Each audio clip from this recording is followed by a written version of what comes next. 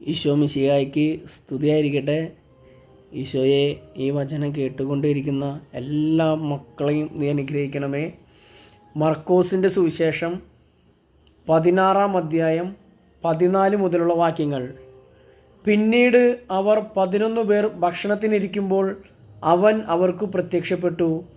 ഉയർപ്പിക്കപ്പെട്ടതിന് ശേഷം തന്നെ കണ്ടവരെ വിശ്വസിക്കാത്തത് നിമിത്തം അവരുടെ വിശ്വാസരാഹിത്യത്തെയും ഹൃദയകാഠിന്യത്തെയും അവൻ കുറ്റപ്പെടുത്തി.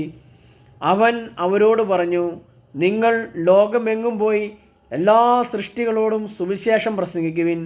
വിശ്വസിച്ച് സ്നാനം സ്വീകരിക്കുന്നവൻ രക്ഷിക്കപ്പെടും, വിശ്വസിക്കാത്തവൻ ശിക്ഷിക്കപ്പെടും. വിശ്വസിക്കുന്നവരോട് കൂടെ ഈ അടയാളങ്ങൾ ഉണ്ടായിരിക്കും.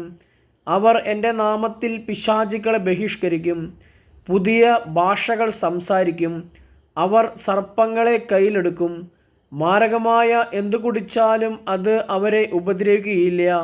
അവർ രോഗികളുടെ മേൽ കൈകൾ വയ്ക്കും, അവർ സുഖം പ്രാപിക്കുകയും ചെയ്യും. ആമേൻ.